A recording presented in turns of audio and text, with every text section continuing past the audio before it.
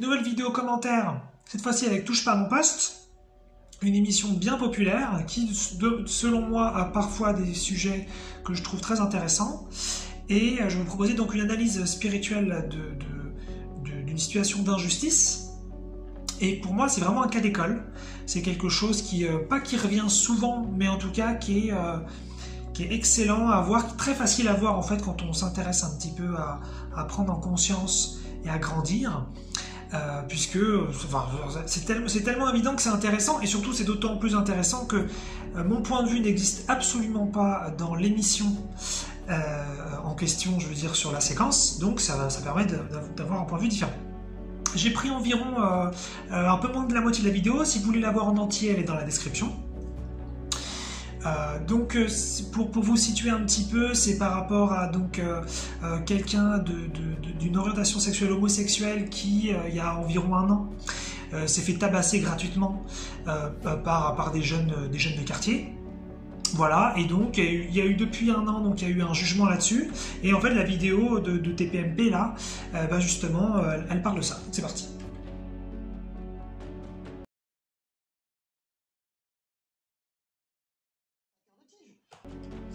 Donc voilà, ça permet un petit peu de poser les bases de la vidéo. Donc voilà, en gros, il y a eu, ils vont dans ce que j'ai pris de la vidéo, ça va développer un petit peu, puis on va avoir même des images de la scène qui vont venir après. Mais en fait l'idée c'est quoi? Donc voilà, il y a eu le garçon qu'on peut voir, donc Yanis, il s'est fait donc tabasser, donc les images vous allez les avoir après. Et donc ce qui est intéressant, c'est que dans le jugement, donc les faits ont été établis, comme dit Maître Divisio. Ça veut dire qu'il n'y a même pas de sujet en fait. Oui, il s'est bien passé ce qui semble s'être passé. Effectivement, c'était de l'homophobie.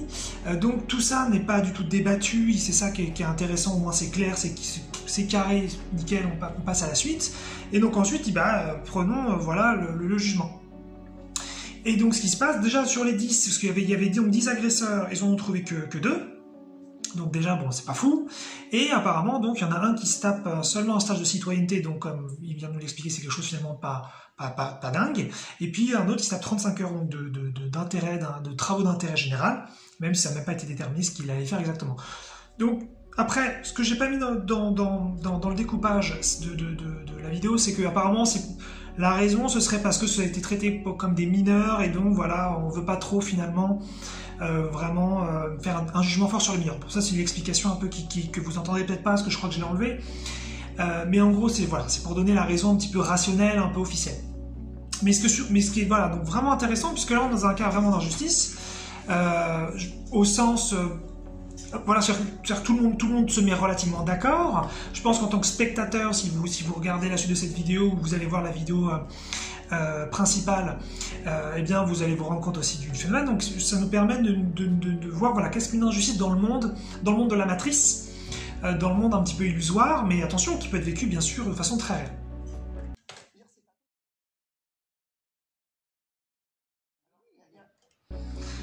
Donc les images sont assez hallucinantes, on a l'impression que c'est extrêmement grave. On se dit mais les gars, c'est pas possible, il va avoir des séquelles, enfin il se fait défoncer tout le temps. En plus il explique que voilà, là c'est la 3e scène, là c'est la 2e scène, non mais la vache, c'est un truc de ouf. Donc c'est assez impressionnant. Et donc voilà, donc ce qui est intéressant c'est que en fait ils vont autour de la table, petit à petit, au fur et à mesure, on va continuer de toute façon, mais vous allez voir, ils vont tous se mettre du côté de Yanis.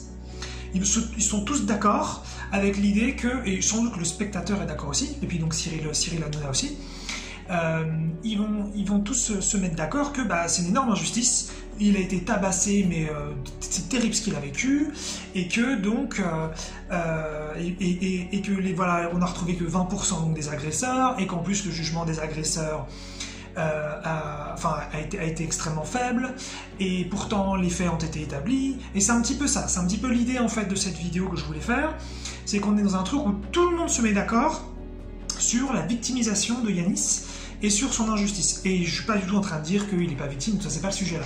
Mais on va aller un peu plus profond dans ce qui se joue vraiment, parce qu'en fait... Donc moi je trouve ça vraiment passionnant, sans vouloir du tout me moquer ou minimiser la souffrance du mec qui s'appelle Yanis dans la vidéo. Ce qu'il a vécu, ça doit être a priori vraiment horrible. Mais déjà quand il dit j'ai mis toute mon énergie là-dedans, donc ça c'est très intéressant, c'est-à-dire qu'il avait donc une injustice, il avait vécu une injustice profonde et il voulait à tout prix la résoudre par l'extérieur, par les moyens donc de la justice en France. Et donc ça c'est super intéressant, et après donc là il se questionne, il dit mais comment c'est possible, je comprends pas, comment le résultat du jugement ça peut être ça. Donc là on est dans l'injustice même, ça doit être un sentiment très très très profond de voilà, je n'ai rien fait, c'est pas du tout ma faute, voilà, je suis 100% victime, les autres sont des monstres, et pourtant la justice n'est pas rendue. Et là on arrive typiquement dans le ressenti même, parce qu'en fait ce qui se passe, c'est que sur cette sacrée planète, on se fait des délires de fous, et on pense, pour ceux qui sont pas intéressés par la spiritualité ou qui sont, on va dire, davantage intéressés par le monde extérieur que par le monde intérieur, et c'est bien sûr 100% légitime, c'est ni mieux ni moins bien, ils ont ce sentiment qui est très profond que la société, le monde, les agresseurs, tout ça, c'est réel. Et c'est un sentiment très fort. Et on l'a tous. Moi, de toute façon, avec le temps, je l'ai de moins en moins, mais dans tous les cas, je l'ai encore un peu, ça c'est certain. Et puis, si on me prend 5 ans ou 10 ans avant, pour moi, le monde, il est ultra réel et il n'existe rien d'autre. Donc, je ne vais pas du tout me moquer et de dire, ah ben c'est bon, c'est juste une illusion, on s'en fout, pas du tout. Mais ce qui est intéressant, c'est que quand, en fait, on n'a pas été éduqué ou on ne s'intéresse pas, donc l'un l'autre ou les deux, que les choses viennent de l'intérieur, on va donc être convaincu que tout ce qui vient, c'est l'extérieur et qu'on n'y peut rien. Et donc, comme les choses viennent de l'extérieur, il faut les résoudre à l'extérieur. Et donc, je ne sais pas finalement que ce qui m'arrive, que ce qui est créé vient donc de là-bas. Et donc, j'essaie de trouver des solutions là-bas. Et donc ça, c'est une énorme erreur en fait qu'on fait tous. Mais comme la plupart du temps, on a l'impression qu'on peut régler les choses. Par exemple, s'il y a un conflit avec quelqu'un, on peut peut-être parler. Si justement il y a la justice qui est rendue comme il faut, on va se dire c'est bon, le problème a été réglé à l'extérieur. S'il y a eu un problème financier, qu'on a réussi à régler la question avec de l'argent. Donc en fait c'est ça où on va continuer finalement de tourner autour du pot et de se mentir à nous-mêmes toute notre vie. C'est qu'on va avoir des problèmes de l'extérieur qui viennent jamais finalement vraiment de l'extérieur, et on va essayer de les régler à l'extérieur. Et dans la mesure où on y arrive, on va se dire, ah bah c'est bon, c'est réglé, et donc le problème venait bien de l'extérieur, la solution vient bien de l'extérieur, le monde est bien réel, et je peux continuer comme ça.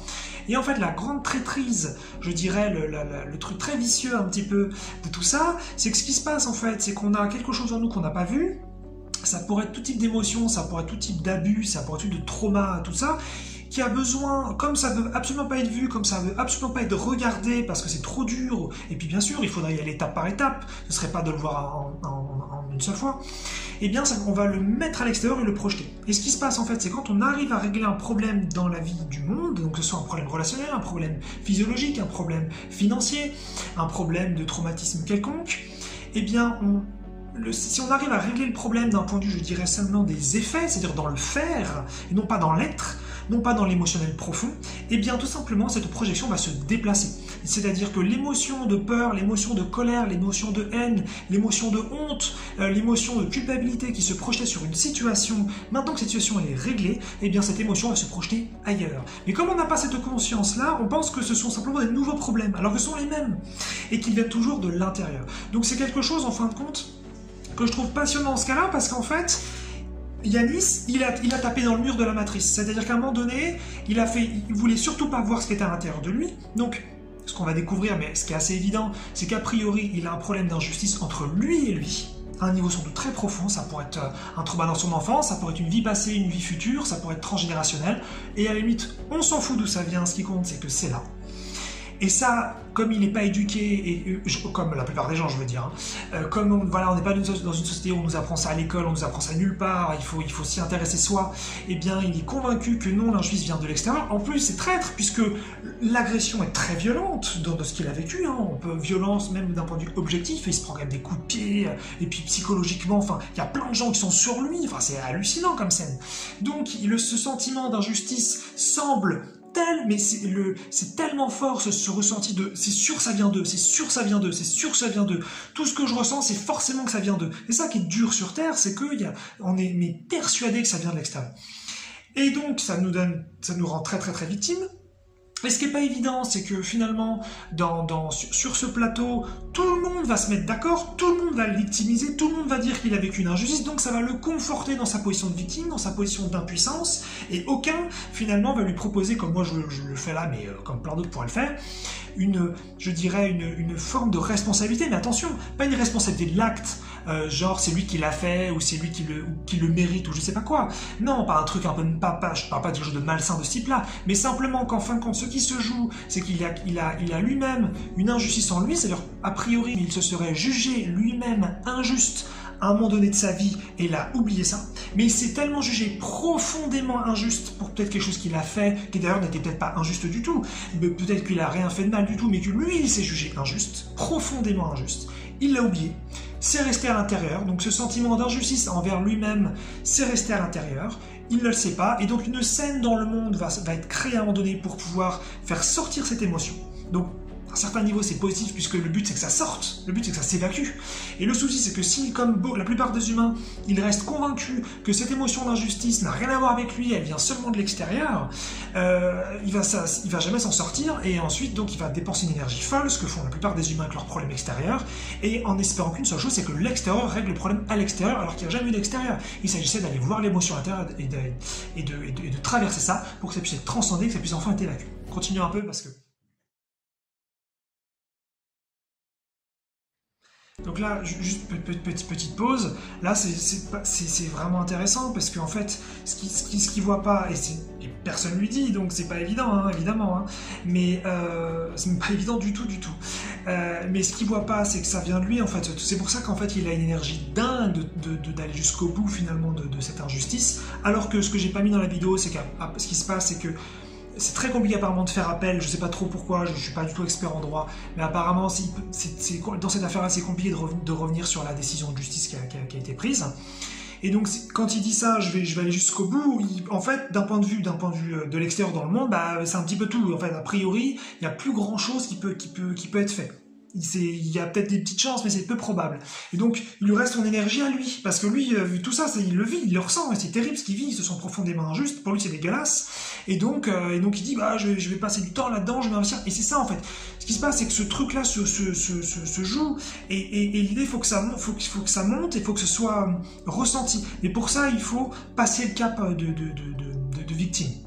Et c'est pas évident quand tout le monde te dit « Ah oui, t'as pas de chance, c'est pas de ta faute, tout ça, au sens t'es victime et tu peux rien faire. » C'est très bien dans un premier temps, ça permet parce qu'on passe tous par des niveaux et dans tous les cas, même quand on est très spirituel et qu'on commence à avoir une bonne conscience, dans tous les cas, c'est très bien de passer par, je pense, un stade de victime. Il n'y a aucun souci avec ça. Il ne s'agit pas du tout de nier ça et mettre ça de côté. Mais il faut que ce soit un stade. Il faut que ce soit vraiment un stade où voilà, on s'est bien plaint, on a bien évacué, et maintenant on essaie de prendre du recul et on va plus loin dans l'émotion et on peut prendre plus de clarté, plus de conscience. Mais si on reste à ce niveau-là, on dit oui à l'impuissance, on dit oui à l'extérieur, on dit oui à la solution doit venir de là-bas, et tout ça, ça va coincer très fort, et le truc va rester, et ça peut durer très longtemps.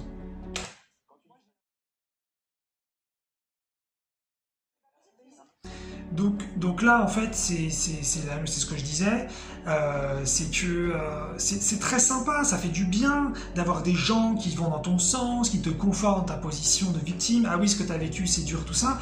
Ça peut être agréable pour un temps.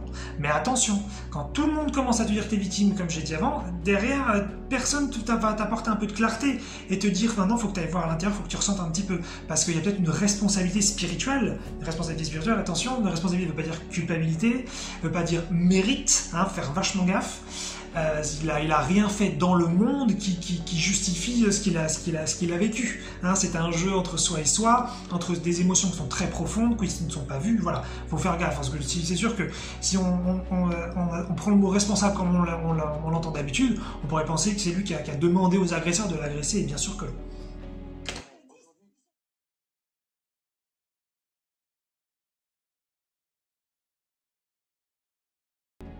ça j'adore. J'adore quand Cyril dit « T'as fait tout ce qu'on t'avait dit de faire ». Et là, on est exactement dans le monde de l'illusion, où on pense que ce monde, il est vrai, et que l'être-té, ça n'existe pas, Et on nous a dit, dans la vie, il faut faire des efforts. Il faut faire, il faut faire, il faut faire. Si tu fais pas, t'auras pas. Si tu fais pas, t'auras pas. Parce que tu n'es pas Dieu, tu n'as pas l'abondance à l'intérieur de toi. Tu n'es pas la plénitude, tu n'es pas la paix, tu n'es pas le calme, tu n'es pas la joie, tu n'es pas l'amour. Mais si tu veux des choses, il va falloir que tu fasses. Il va falloir que finalement, tu avances, que tu ailles chercher, que tu obtiennes parce que tu es séparé de tout ce que tu es. Voilà le message principal de la société tout le temps. Et c'est ça en fait, tu as fait tout ce que tu pouvais faire, tu as fait tout ce qu'on t'a dit de faire. Et c'est ça en fait, à un moment donné, mais vraiment c'est de se réaliser, non, le divin est à l'intérieur de nous, on a tout ce qu'il faut à l'intérieur, bien sûr, cette conscience-là va être prise de façon chronique, c'est pas parce qu'on l'entend une fois que c'est bon, mais l'idée c'est de faire ce chemin-là, en tout cas si on en a envie. Mais tant qu'on pense que ce monde il est réel, tant qu'on pense on est séparé du divin, tant qu'on pense que ce corps c'est la seule chose que l'on est, et que l'environnement c'est la seule chose aussi qui est proche de nous, et que quand on est seul, on se sent seul, etc., etc., il n'y a plus d'être, il n'y a que du faire. Pour obtenir l'abondance, il va falloir faire, pour obtenir de la santé, il va falloir faire. Et ce sera toujours la même chose, et c'est ça en fin de compte qui est profondément fatigant, et c'est parfois ce qui est très triste, c'est qu'il faut beaucoup de temps de problèmes vécus pour pouvoir arriver à la conclusion, ok là j'en ai marre, ça suffit, c'est de sortir du faire. Et non pas donc de ne plus rien faire, pas du tout, mais simplement que lorsque nous sommes dans l'être-té, comme nous sommes juste dans l'être, alors nous allons faire de façon fluide. Parfois nous ferons très peu, parfois nous ferons même pas du tout, parfois nous ferons beaucoup, parfois nous ferons énormément, parfois nous ferons juste de façon modérée, mais ça se fera fluide et ça viendra depuis l'être, et ce sera juste, et les résultats seront justes. Alors que sinon, si vous êtes coupé de ça, et que vous pensez que tout ça est très réel, et que les choses à l'extérieur se jouent, et qu'il faut faire des choses pour obtenir, ça va être très très très fatigant, et ce pour l'éternité. Et c'est ce que font les gens toute leur vie. Ils font en général, ils travaillent par exemple, ils essaient de faire des efforts, mériter, et donc là il y a une injustice, il va falloir se battre pour avoir justice, et donc c'est séparé de la partie de moi qui connaît déjà la justice, qui connaît déjà le pardon, qui connaît déjà la paix, qui connaît déjà en fait l'absence de problème, mais voilà, on va faire, et jusqu'à ce qu'on soit fatigué de se faire.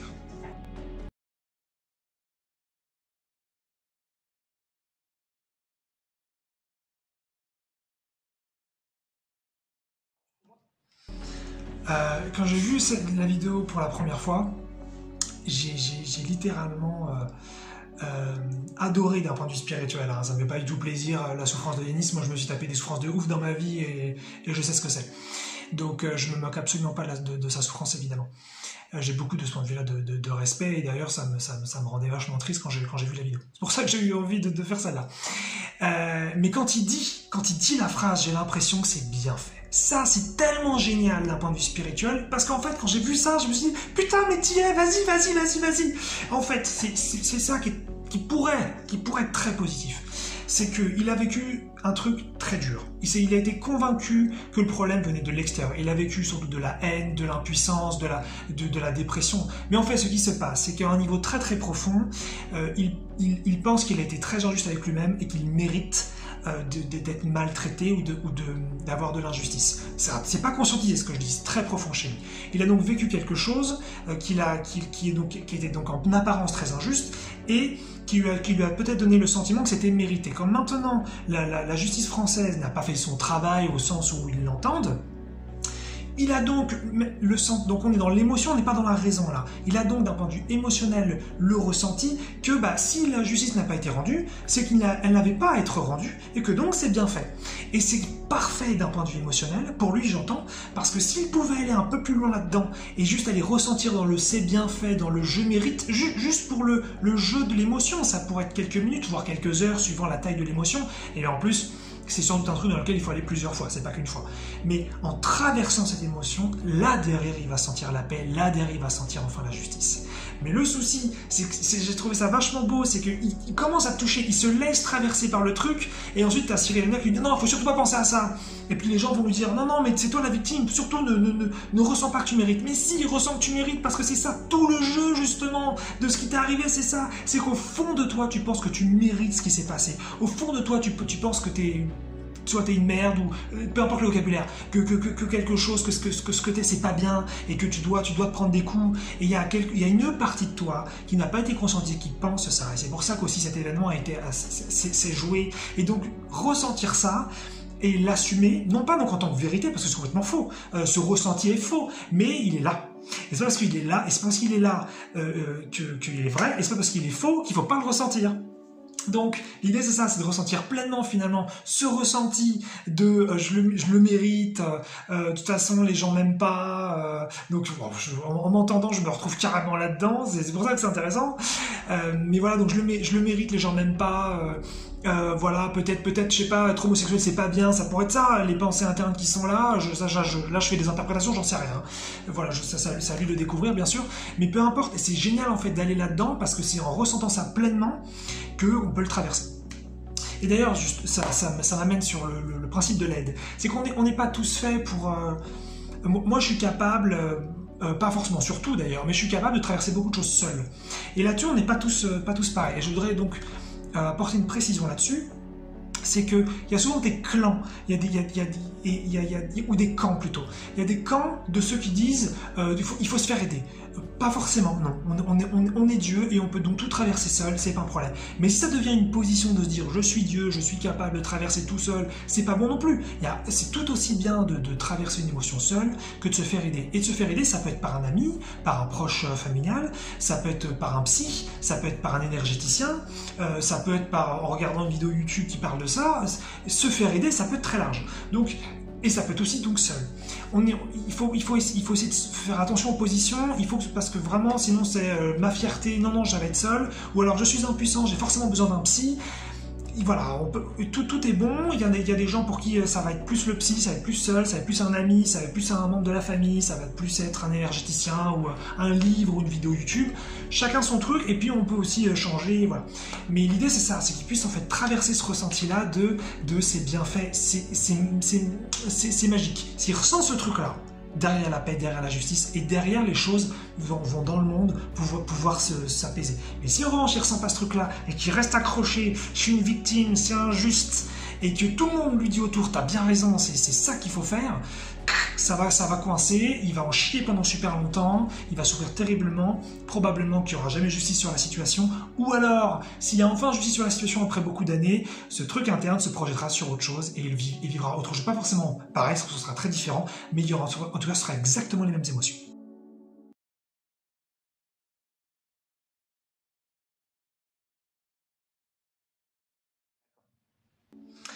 Voilà, c'est fini. Ça aura fait une vidéo bien longue, mais voilà, donc là on termine sur ce qu'il vient de dire, qu'il veut tout mettre là-dedans, qu'il va tout prix y arriver, que ça ne peut pas se terminer comme ça, et là c'est toute l'énergie, toute l'émotion qu'elle a. Le souci c'est qu'il est branché extérieur 100%, et c'est normal, il n'y a pas de souci. Moi c'est beaucoup plus facile bien sûr de mon point de vue de regarder ça de l'extérieur. Si j'étais sans doute à sa place, avec son niveau de conscience, je serais dans le même état, et j'aurais besoin des mêmes gens autour qui me disent que c'est moi la victime, donc je comprends parfaitement. Mais c'est vrai, quand il a une énergie dingue et il veut tellement que c'est ça qui est dur sur Terre, c'est qu'il veut tellement que ce soit à l'extérieur, que ce soit réglé, et il veut même pas entendre. On peut imaginer qu'il voudrait jamais entendre quelqu'un qui lui dise non, ça vient de l'intérieur, et c'est de là que ça doit partir. Et ensuite tu t'occuperas de l'extérieur si tu veux, mais d'abord avoir l'intérieur. C'est complètement inversé par rapport à ce qu'on nous a dit depuis qu'on est môme, et donc non, le problème est à l'extérieur, et voilà. Donc je pense que j'ai expliqué suffisamment comment ça se passe en tout cas de mon point de vue. Sur la spiritualité. Donc le pauvre loulou, il a pas fini d'en chier sur le sujet. Mais voilà, j'ai déjà vu pas mal de cas comme ça. C'est un moment où on tape dans la matrice, c'est le mur, et là l'extérieur, on peut plus. Ça marche plus l'extérieur, c'est comme une maladie incurable qui tombe. À un moment donné, voilà, on va pas se faire aider des médecins, ils nous disent que c'est incurable, donc va falloir trouver autre chose. Et l'autre chose, c'est l'intérieur. Donc voilà, c'est assez particulier, je trouve ça très violent. Bon, ça soulève notre question. On va se quitter là. Je vous ai mis dans la description une vidéo de Laurent Lévy, un spiritualiste si vous ne connaissez pas, qui parle exactement de ça. En fait, c'est une vidéo sur une personne qui vient encore dans un atelier et qui a vécu quelque chose de très similaire, sauf que là, voilà, donc on est dans une approche complètement spirituelle, à la fois du point de vue donc, de Laurent Lévy et de la personne qui vient le voir. Donc, si vous êtes touché par l'injustice dans votre vie et que vraiment c'est un truc qui vous appelle, cette vidéo, peut-être qu'elle vous parlera encore plus, que je vous ai mis dans la description. Voilà, c'est un petit bonus que je vous mets comme